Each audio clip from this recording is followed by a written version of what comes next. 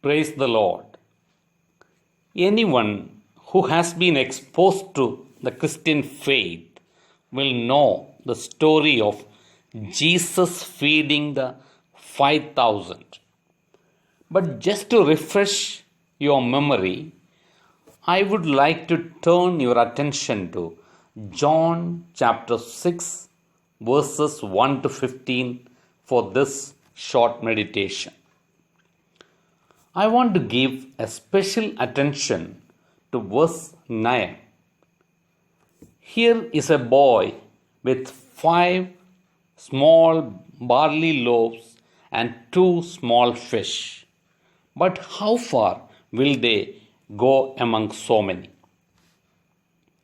The fame of Jesus was spreading like wildfire, as no one had ever performed wondrous miracles like this man. And no one had spoken with authority like this teacher. People everywhere wanted to be in the presence of Jesus, either to reap the physical benefits like healing or the spiritual benefits like listening to his teachings and preachings, or the social benefits, as it was the most popular thing to do at that time. Having a large and demanding crowd following him, Jesus was tired physically and emotionally. To find respite and to spend time with his disciples, he went to the other side of the Galilee and up a mountain. That did not work. The crowd followed him up the mountain.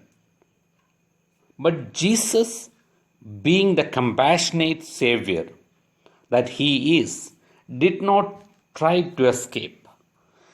Jesus first saw that the crowd was hungry. Back in those days, there were no shopping malls or food courts, service plazas, or fast food drive. These men, women, and children had been following Christ for a long time, and they had physical needs. Jesus also recognized that these people had larger spiritual needs than a one-time meal. Even though they did not know it, they were following Jesus because their hearts were empty. Yes, they were physically hungry and they were spiritually starving to death. Finally, Jesus knew that the occasion of the crowd's hunger and the timing of his provision would offer an opportunity to declare who he was. He also knew that this would give him an opportunity to shape his disciples' faith. This story is a great reminder for us to have eyes like Christ, always on the lookout for opportunities to care physically and spiritually for those in our path. With the approaching crowd, Jesus turned to Philip and asked, "Where shall we buy bread for these people to eat?" Philip responds, 200 denarii worth of bread would not be enough for each of them to get a little. In some translations, we see it would take more than half a year's wage to buy enough bread for each one to have a bite. This is what I think Philip meant, because this is how I would have responded. You have got to be kidding me. Jesus, do you see the size of the crowd? We don't have that kind of money. There is just no way this is going to happen. But Jesus knew exactly what he was doing when he asked Philip the question? In verse 6, we read, Jesus asked this only to test Philip, for he already had in mind what he was going to do. But in the meantime, another disciple of Jesus named Andrew located a boy carrying around a basket with 5 barley loaves and 2 fish. Just like Philip, Andrew also analyzed the scenario with great doubt and asked, but what are they for so many? One of the reasons I want to share this story is to focus on the minor and seemingly insignificant characters in Scripture. Whenever we learn about the feeding of the 5,000, we typically hear about Jesus, the crowd, or the disciples. But we neglect this central character, the little boy. His story teaches us so much. No one in the crowd would have thought that this boy mattered. No one would have imagined that what he was carrying in his little basket would not only be the provision for the moment, but the basis of one of the most significant sermons Jesus ever preached. Let me tell you, God uses people that other people don't count. God uses people that other people discount. God uses people that other people say they are unimportant. So unimportant that they don't even count. But that is the very insignificant one. The little boy had 5 loaves and 2 fish. He was the one nobody counted. For the crowd, he was only a small boy. But the one people did not count was the one that God counted. I want to tell you, this is the truth about our God. People may look at you as unimportant, may write you off as unimportant. But God says, I count people that other people do not count. This was one little boy in the crowd with a little bit of seafood and bread. But he had been chosen by God to be a significant piece of the Messiah's redemption plan. Not only for that day, but for the rest of human history. No one knew that after this moment, every man, women, and children who trusted in Jesus and read the Bible would know this boy, know exactly what was in his basket that day, and know how Jesus used him to make the point of points about his identity.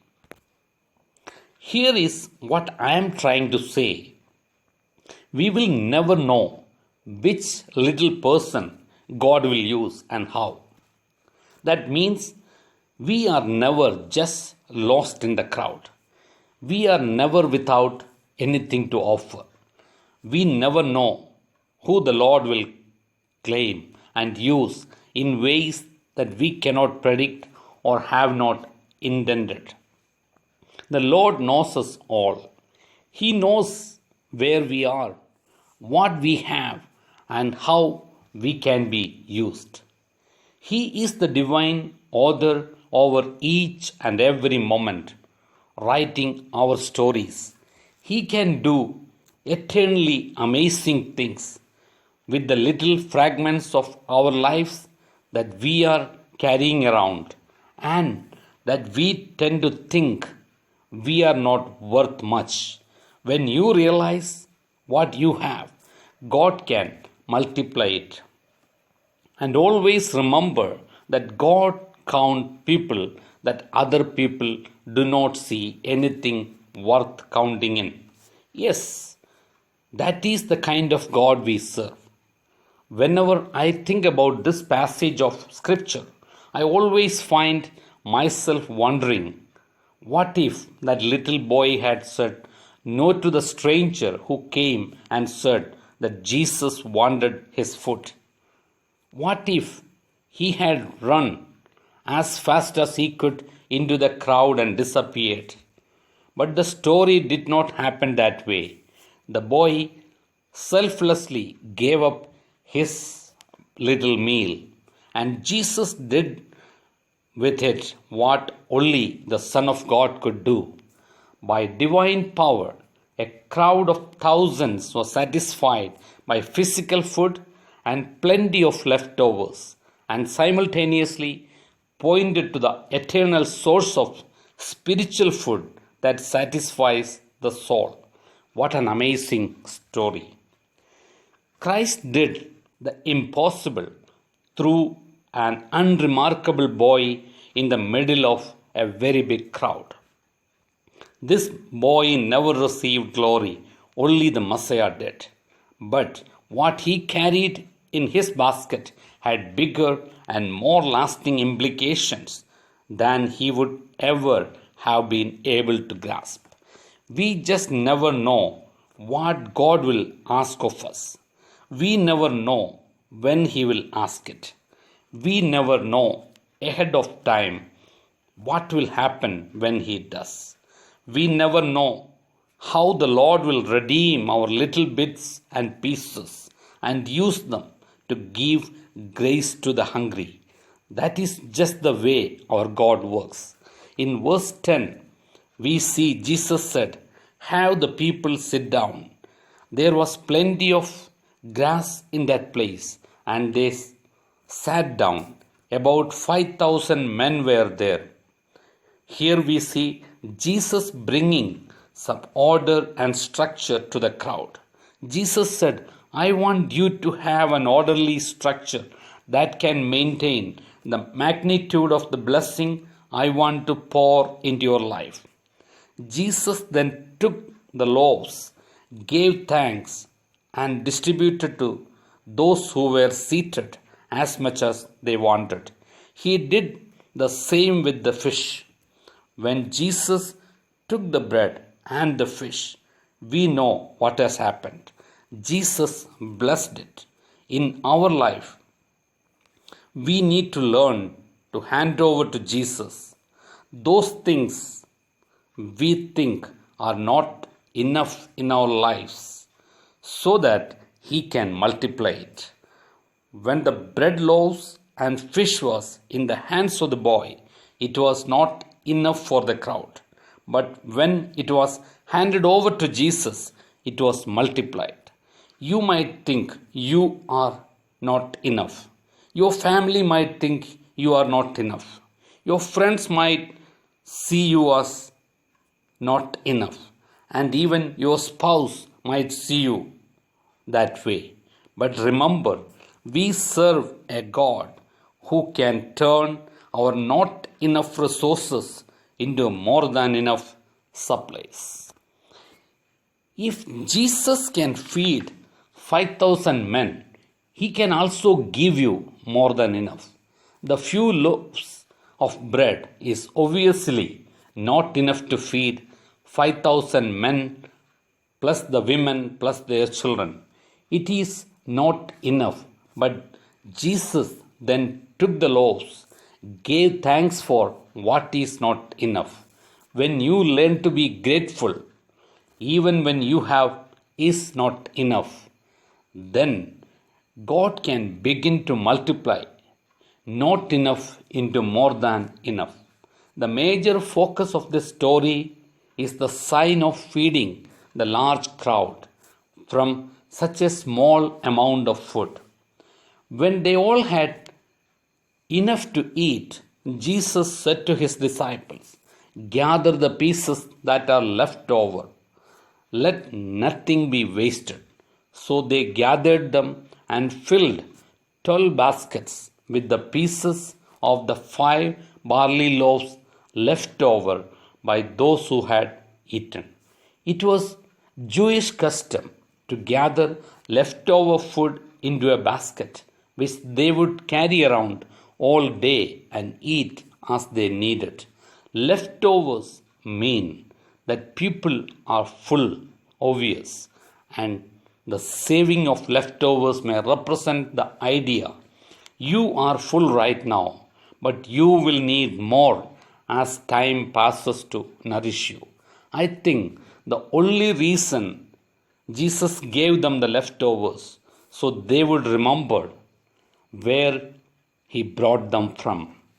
You will remember how God opened doors for you, how God provided for you, how God healed you in the past.